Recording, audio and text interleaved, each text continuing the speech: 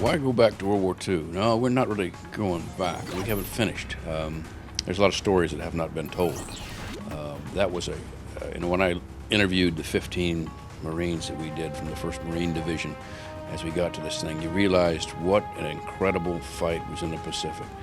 And it has not had the coverage of this great Call of Duty team. It has not been given justice. History has not been taught. The legacy and courage and sacrifice that those guys gave us, that has not been told. That story hasn't been told. So this is the next Call of Duty. We're going to do away with the numbers altogether with the franchise. We really wanted to sort of create an identity for the Call of Duty. And as you see, the tagline is World at War. And that's truly what we're presenting here with the Pacific Theater and the European Theater. Just as Call of Duty 4 Modern Warfare came in and dominated the modern shooter genre, we want to do the same thing with Call of Duty World at War. So we figured part of that was just to say, here we are. This is the establishment of what this game is about. We're very fortunate to have been able to use the Call of Duty 4 Modern Warfare engine as a basis for Call of Duty World at War. It's already a great engine, as you know, and we've been able to really, now that we have 2 years to make a game as opposed to the 1-year cycles that we've been on before, we've been able to take this already well-established engine and start adding technology to it. Because it's a game set in the Pacific, we kind of had to be able to represent water very well, because a lot of the actions that the Marines took were based around Pacific islands. So we've added buoyancy and real-time tessellation to things. So if you throw a grenade in the water, for instance, you'll see it explode and ripples will come out in real time.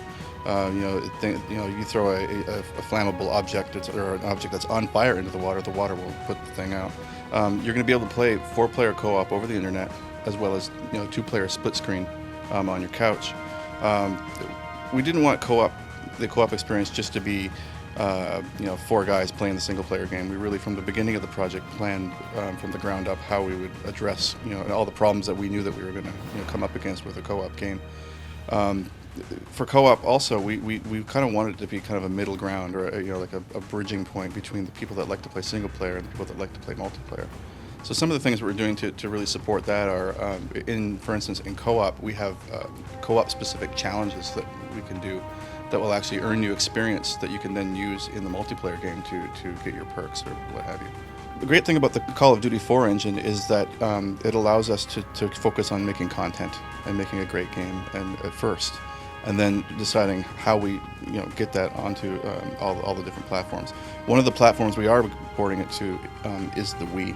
Now, obviously, it's going to take a bit more doing to get that Call of Duty 4 and onto the Wii than it would be, say, to get it onto the PC or the PS3. So we've got a whole crew of engineers devoted entirely to that from the beginning of the project, that have been working on ways to, obviously, sort of make all that stuff, all this great Call of Duty experience fit onto the Wii.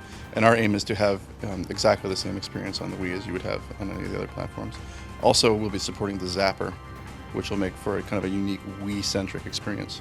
You can expect to see Call of Duty World at War hitting the store shelves sometime around the fall of this year.